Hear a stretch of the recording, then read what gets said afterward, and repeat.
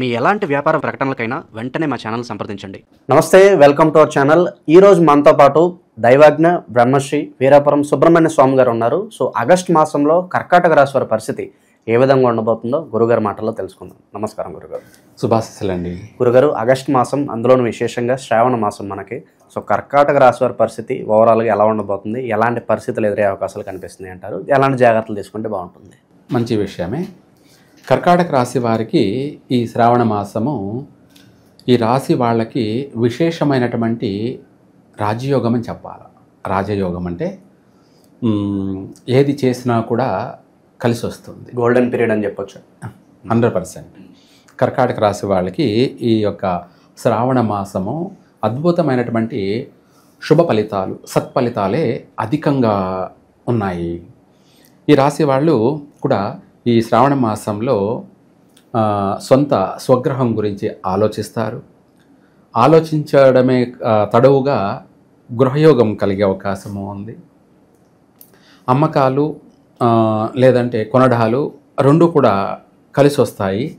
అంటే ఏదైనా స్థలాలు, ఇళ్ళు కట్టి అమ్ముతున్న వాళ్ళకి కూడా అమ్ముడుపోతాయి. కొనాలనుకునే వాళ్ళు కూడా కొంటారు. రెండు విధాలు కూడా వీళ్ళకు లాభదాయకంగానే ఉన్నాయి. అంటే రియల్ ఎస్టేట్ వ్యాపార పరంగా చూసుకుంటే ఈ రాశి వాళ్ళకి చాలా బాగుంది.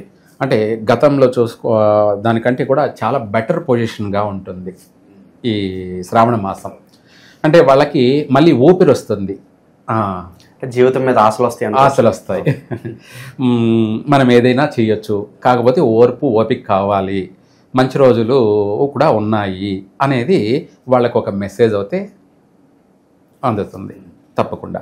అలా గృహయోగం కలిగే వాళ్ళకి గృహయోగం కలుగుతుంది. అమ్మాలనుకునే వాళ్ళు అమ్ముతుంటారు, కొనాలనుకున్న వాళ్ళు కొంటూ ఉంటారు. రెండు విధాల కూడా చేతుల మార్పిడి జరుగుతూ ఉంటుంది. ఇదే కాకుండా ఈ రాశి వాళ్ళకి సంతాన శుభవార్తలు వింటారు. అలాగే సొంత స్వగృహ యోగం కలుగుతుంది. నూతన వాహన యోగం కూడా కలుగుతుంది. వీటి కోసమై వాళ్ళు బాగా ధనాన్ని కూడా ఖర్చు పెట్టడం, సంపాదించడము, ఖర్చు కూడా అలాగే ఉంటుంది. మిగులుబాటు కూడా ఉంటుంది. 10 రూపాయలు దాచుకుంటారు కూడాను. అంటే దాచుకుంటున్నారంటే ప్లస్లో ఉన్నారు అని అర్థం, లాభంలో ఉన్నారు అని అర్థం. వ్యాపారాలు బాగా కలిసి వస్తాయి. జరుగుతున్న వ్యాపారాలు బాగా కలిసి వస్తాయి. నూతన వ్యాపారాలు కూడా ప్రారంభం చేస్తారు. కొత్తగా వాళ్ళ తెలివితేటలతోటి, వాళ్ళ స్వశక్తితోటి, వాళ్ళ యొక్క కష్టార్జితం అనేది వీళ్ళకు కలిసే వస్తుంది కర్కాటక రాశి వారికి. వీటితో పాటు ఇంకా కూడా విదేశీ యోగం, కొత్తగా దూర దేశాలకు వెళ్ళాలనుకున్న వాళ్ళకి కూడా అదే తడువుగా నెరవేరుతుంది. ఉద్యోగం గురించి ప్రయత్నం చేస్తున్న వాళ్ళకి మంచి శుభవార్తలు వింటారు. నూతన ఉద్యోగ ప్రాప్తి, వివాహ ప్రయత్నాలు చేస్తున్నటువంటి వాళ్ళకి బాగా కలిసి వస్తుంది. మంచి సంబంధాలు కుదరడం, వాళ్ళ ఇంట్లో శుభకార్యాలు జరగడం, ఎటువంటి శుభకార్యాలైనా జరిగే అవకాశాలు అనేది ఉన్నాయి. అలాగే వీటితో పాటు కూడా ఈ రాశి వాళ్ళకి మనశ్శాంతిగా, ప్రశాంతంగా వీళ్ళు అభివృద్ధి చెందడమే కాకుండా తోటి వాళ్ళకి, ఇరుగు పొరుగు వాళ్ళకి కూడా వీళ్ళు సహాయం చేసే పొజిషన్లో వీళ్ళు ఉంటారు. 10 మందికి సహాయం చేసే పొజిషన్లో 100% కర్కాటక రాశి వాళ్ళు ఎదుగుతారు. వీటితో పాటు కర్కాటక రాశి వాళ్ళు బుధవారం రోజున ఇంపార్టెంట్ పనులు చేయకూడదు. మిగతా వారాలలో చేయొచ్చు. మిగతా వారాలన్నీ కూడా వీళ్ళకు కలిసే వస్తాయి. కర్కాటక రాశి వాళ్ళకి బుధవారం మాత్రమే ఘాతు వారం. ఈ బుధవారం రోజున ఇంపార్టెంట్ పనులు చేయకూడదు. చిన్న కార్యక్రమాలు చేసుకోవచ్చు. ఇల్లు కొంటున్నారా, బుధవారం పనికిరాదు. గురువారం, శుక్రవారం, సోమవారం, ఆదివారం వీళ్ళకి బాగానే కలిసి వస్తుంది. శనివారం కూడా బాగా కలిసి వస్తుంది. అలాగే వాహనం కొంటున్నారా, బుధవారం తప్ప మిగతా వారాలు కొనుక్కోవచ్చు, బాగా కలిసి వస్తుంది కూడాను. వాటితో పాటు వీళ్ళు అనురాధ నక్షత్ర జాతకుల్ని వివాహం చేసుకోకూడదు. అంటే పెళ్లి సంబంధాలు చూస్తుంటారు కదా, అనురాధ నక్షత్ర జాతకులు దొరికినారనుకోండి అవాయిడ్ చేయాలి. లేదనుకోండి వాళ్ళని చేసుకున్నారంటే మెడక చుట్టుకున్న పాము కరవక తప్పదు. మెడక చుట్టుకున్న పాము కరవక తప్పదు అన్న సామెత నిజం అన్నమాట. 100% వీళ్లకు కర్కాటక రాశి వాళ్ళకి నష్టాలే జరుగుతాయి. అది జీవిత భాగస్వామే కావచ్చు, లేదంటే మనం ఏదన్నా వ్యాపార పరంగా రియల్ ఎస్టేట్ వ్యాపారాలు కానీ, లేదంటే ఇతరత్ర బిజినెస్లు కానీ, ఏ వ్యాపారమైనా కానీ వాళ్ళతో పార్ట్నర్షిప్ పనికిరాదు. అనురాధ నక్షత్ర జాతకులతో వీళ్ళని తొక్కేస్తారు, మొత్తం అంతా వాళ్ళ హస్తగతం, వాళ్ళ హ్యాండ్ ఓవర్ చేసుకుంటారు. ఎవరు? అనురాధ నక్షత్ర జాతకులు. అలా పార్ట్నర్షిప్లో వన్ సైడ్ అయిపోతుంది. కాబట్టి ఈ కర్కాటక రాశి వాళ్ళు ఎవరైనా సరే అనురాధ నక్షత్ర జాతకులకి కాస్త దూరంగా ఉండడం మంచిది. తర్వాత బాధపడితే ప్రయోజనం లేదు. తర్వాత వీళ్లకు గుడ్ టైం బ్యాడ్ టైం అనే విషయాల్లో చూసుకుంటే కర్కాటక రాశి వాళ్ళకి తులా లగ్నము అనేది బ్యాడ్ టైం. ఇప్పుడు మామూలుగా ఇప్పుడు జరుగుతున్న కాలం ప్రకారంగా మధ్యాహ్నం సమయంలో వస్తుంది. తులా లగ్నము అనేది ఘాతు లగ్నం, అంటే అశుభ సమయం అంటారు. దాన్ని ఏమంటారు? అశుభ సమయం. ఆ సమయంలో ఏ పని చేసినా మనం ఆ సమయంలో ఇల్లు కొన్నామనుకోండి, ఖచ్చితంగా ఎప్పటికైనా అది అమ్మే తీరాల్సిందే. అమ్మి ఇటువంటి సమస్యలు ఉంటాయి. మనము ఇల్లు ఎందుకు కొనుక్కుంటాం? అందులో శాశ్వతంగా ప్రశాంతంగా మనశ్శాంతిగా ఆ ఇంట్లో జీవించాలి, ప్రశాంతంగా నిద్రపోవాలి అని అనుకుంటారు. చక్కగా సంసారం 3 పూలు 6 కాయలు అభివృద్ధి చెందాలనుకుంటారు. కానీ ఇటువంటి మనం కొనేటప్పుడు అడిగి తెలుసుకోకుండా తులా లగ్నంలో కొన్నామనుకోండి, 100% అది కలిసి రాదనమాట. ఏనాడైనా ఏ రోజైనా సరే అది అమ్ముకోవాల్సిన పరిస్థితి, లేదా అందులో మనం అభివృద్ధి చెందలేం, అందులో డెవలప్మెంట్ కాదు. మనం లాస్ట్కి IMI కూడా కట్టుకోలేం. ఇప్పుడు మన దగ్గర 20 లక్షలు 30 లక్షలు ఉందనుకుందాం, మనం ₹1,00,00,000 ఇల్లు కొనాలనుకున్నాం. అప్పుడు మిగతాది లోన్ ప్రాసెస్కి వెళ్తాం, తెచ్చుకుంటాం, మనం ఇల్లును కొంటాం.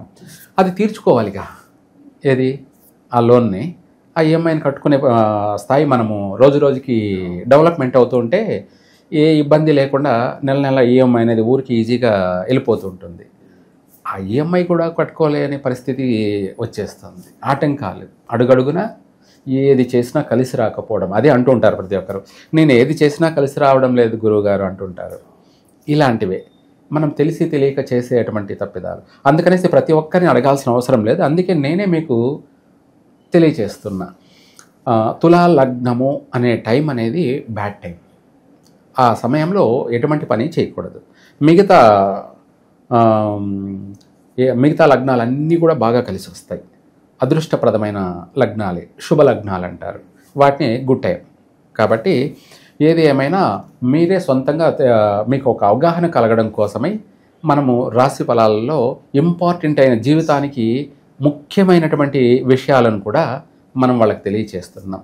ఎందుకంటే వాళ్ళు ప్రతి విషయము అడిగి తెలుసుకోకుండా వాళ్ళకంటూ ఒక అవగాహన కలిగితే చక్కగా వాళ్ళు చేసే పని నష్టపోకుండా బాగుపడడానికి 100% వాళ్ళకు అవగాహన అనేది ఇది. సో మనం రాంగ్ రూట్లో వెళ్ళి ఎంత కష్టపడినా మనకు ప్రయోజనం లేదు. అందుకనేసి వాళ్ళకి ఒక అవగాహన కల్పిస్తే ప్రతి చిన్న విషయం, ఇది చిన్న విషయమే కాదు పెద్ద విషయాలే, అంటే ప్రతిదానికి అందరినీ పండితులను అడగాల్సిన అవసరం లేకుండా ప్రతి ఒక్కరికి ఒక అవగాహన కల్పిస్తే వాళ్ళంతటా వాళ్ళకు అవగాహన ఉంటుంది. మనము ఏదన్నా వాహనం కొంటున్నాం, ఈ సమయం బాగుందా లేదా, గురువుగారు చెప్పారు తులా లగ్నము అంటే తను మారుతాడు. ఏమని? ముందు తీసుకోవడము, లేదంటే తర్వాత తీసుకోవడము. లేదంటే ఆ టైంలో కొన్నాడనుకో ఆ వాహనం వల్ల ప్రాణ నష్టం జరగచ్చు, ఆ బండికే ప్రమాదాలు జరుగుతూ దానికి తరచూ రిపేర్లు అంటే డబ్బు ఖర్చు అయిపోతుండొచ్చు, లేదంటే వేరే వాళ్ళకి ప్రాణ నష్టాన్ని కలగజేసే అవకాశం ఉంటాయి. లేదా అవి మనకు పోతుంటే కలిసి రావడం అనేది ఉండదు, ఏటికి ఎదిరిడినట్టుగా ఉంటుంది, మధ్యలోనే పెట్రోల్ అయిపోయి తోసుకోవడం పోవాల్సిన పరిస్థితి వస్తుంది. ఇటువంటి అనేకమైనటువంటి ఆటంకాలు అవి, అడుగడుగున ఆటంకాలు. మనం పెట్రోల్ అయిపోయి తోసుకోకపోయినా పర్వాలేదు కానీ ప్రమాదాలు జరగకూడదు. అందుకనేసి అటువంటి లగ్నం అనేది తులా లగ్నంలో కొన్నట్టయితే ప్రమాదాలు ప్రాణ నష్టాలు కూడా జరిగే అవకాశం ఉంటుంది. ఇప్పుడు మనం చూస్తూనే ఉంటాం, రోడ్డు వేలు ప్రమాదాలు ప్రాణ నష్టాలు అవి మనం చూస్తుంటాం కళ్ళారా. ఇవన్నీ ఏంటి? ఈ ప్రకృతి మాయ. ఈ ప్రకృతి మాయ అంటే వాళ్ళు తీసుకునే సమయం బాగలేకపోవడం. రెండోది వచ్చేసి ఇవి మేము అడుగుతాం అందరూ పండితులే కదా చెప్పారు అని అంటే ఇవి పండితులకు కూడా పూర్తిగా అందరికీ అవగాహన ఉండదు. అందులో అనుభవం ఉన్నటువంటి వాళ్ళనే, అంటే బాగా అనుభవజ్ఞుల్ని, తెలిసిన వాళ్ళు. బాగా అనుభవం ఉన్నటువంటి వాళ్ళని, అనుభవజ్ఞుల్ని సంప్రదించి తెలుసుకోవాలి. ఏది ఏమైనా తెలిసి తెలియ వాళ్ళని సంప్రదించి నష్టపోయేదానికన్నా ఒక అడుగు ఆలోచించి ఏదైతే ఏముంది మీరు బాగుపడడం కోసం, మీరు బాగుండడం కోసం అనుభవజ్ఞుల్ని సంప్రదించి తెలుసుకోవడం మంచిది. ప్రస్తుతం మనం శ్రావణ మాసంలో ఉన్నాం. అవును. మనం చేసే కార్యం ఏదన్నా పాజిటివిటీగా అనుకూలించాలన్నా, ఇంకా మంచిగా శుభాలు జరగాలన్నా ఎలాంటి పరిహారాలు చేసుకుంటే బాగుంటుంది అంటారు?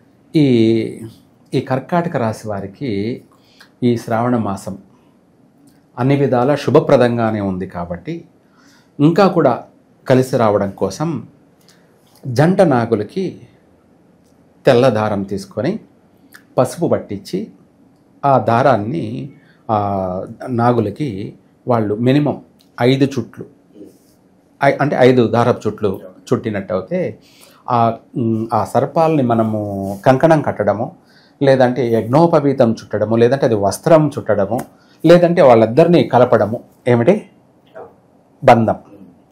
దాన్నే సర్పబంధం అనే కాదు, మన జీవిత బంధం, ఏమిటి మన శాశ్వత బంధం చుట్టి ఆ తర్వాత 5 ప్రదక్షిణలు చేసి 5 దారపు చుట్ల చుట్టి 5 ప్రదక్షిణలు చేసి ఆ తర్వాత కొంత దారాన్ని మళ్ళీ కట్ చేసుకొని కొద్దిగా ఆ దారాన్ని మనం కంకణం కింద మన చేతికి కట్టుకోవడం, అంటే ఇది రక్షా కంకణం. రక్షా కంకణం, లక్షా కంకణం, ఏమిటి రక్షా కంకణము, లక్షా కంకణం. 1,00,000 సమస్యలకు పరిష్కారం, ఒకటే పరిష్కార మార్గం. బ్రహ్మాస్త్రం అంటారు కదా, అట్లాగే ఇది నాగాస్త్రం. ఏమిటి నాగాస్త్రం. ఆ దారం అనేది 100% మనకు ప్రకృతి నుంచి అనేక కష్ట నష్టాల నుంచి, ఎంతటి నెగిటివ్ నుంచి అయినా కూడా అది మనల్ని కాపాడుతుంది. ఆ దారం మనకు చెప్పదు నేను కాపాడుతున్నాను అని ఏం చెప్పదు. తన పని తను చేసుకొని పోతూ ఉంటుంది. దాన్నే ప్రకృతి. మనలో ఉన్నటువంటి ఎటువంటి నరజిస్ట్ అయినా, ఎటువంటి ప్రయోగాలైనా, ఎవరు ఎటువంటి ప్రయోగాలు చేసినా, లేదు ఎటువంటి దృష్టి దోషం కలిగినా, ఇవే కాకుండా ఎటువంటి గ్రహపీడలు మనల్ని పట్టి పీడిస్తూ ఉన్నా, ఇవన్నీ కూడా క్షణాలలో కొట్టుకుపోవాల్సిందే. మళ్ళీ తర్వాత ఆగ్రహాలే మనకు సహకరించాలి. ఆగ్రహాలే అంటే ప్రాణం తీయాలని వచ్చిన వాడు కూడా ప్రాణం పోసిపోవాల్సిందే. ప్రాణాన్ని మళ్ళీ పోసి, ఆయుష్ను పోసి పోవాల్సిందే. మనకు క్షణంలో ప్రాణం పోవాల్సింది కాస్త ఇంకో 20-30 సంవత్సరాల వరకు తిరుగులేదనమాట. అంతటి శక్తిని కలుగుతుంది. బంధం ఏర్పడుతుంది. అన్నదమ్ముల బంధం కావచ్చు, అక్క చెల్లెల బంధం కావచ్చు, అన్నా చెల్లెల బంధం కావచ్చు, తల్లిదండ్రుల యొక్క బంధం కావచ్చు, తల్లి బిడ్డల బంధం కావచ్చు, వీటితో పాటు భార్యాభర్తల బంధం కావచ్చు. ఇవి శాశ్వతంగా బలపడి ఉంటాయి. శాశ్వతంగా అన్నదమ్ముల మధ్య ప్రేమానురాగాలు కలుగుతాయి. భార్యాభర్తల మధ్య ప్రేమానురాగాలు కలుగుతాయి. తల్లి బిడ్డల మధ్య ఒకరి పట్ల ఒకరికి ప్రేమానురాగాలు కలుగుతాయి. అంటే తల్లి అంటే ప్రేమ, అలాగే బిడ్డ మీద కూడా తల్లికి ప్రేమ. ఇలా అనేకమైనటువంటి బంధం అనేది బలపడుతుంది. వీటితో పాటు ఆ బంధమే మనకు శాశ్వత రక్షణ. అంటే మన కోసం వాళ్ళు ఏమైనా చేస్తారు, మన కోసం ఏదైనా చేస్తారు, ఎంతవరకైనా పోతారు. అదే కదా కావాల్సింది. భార్యకి కావాల్సింది ఏముంది? భర్త తన కోసం ప్రాణం ఇవ్వడానికైనా రెడీ. అదే కదా భార్య కోరుకునేది. అదే జరుగుతుంది. ఆ దారాన్ని మళ్ళీ వాళ్ళు ఆడవాళ్ళు అయితే, పెళ్ళి అయినటువంటి వాళ్ళు ఎడమ చేతికి కట్టుకోవాలి. భర్తకు అయితే కుడి చేతికి కట్టాలి. పెళ్ళి కాని పిల్లలైతే కుడి చేతికే కట్టాలి. ఆ దారం తీసి మళ్ళీ కట్టుకున్నట్టు అయితే వాళ్లకు విశేషమైనటువంటి 1,00,000 శుభయోగాలు కలుగుతాయి. సో ఓవరాల్గా ఈ శ్రావణ మాసంలో కర్కాటక రాశి వారికి ఏ విధంగా ఉండబోతుంది, మంచి శుభయోగాలు కలగాలంటే ఎలాంటి పరిహారాలు చేసుకోవాలి, మీ మాటల్లో అద్భుతంగా వివరించారు. ధన్యవాదాలు కూడా. సర్వే జన సుఖినో భవంతు.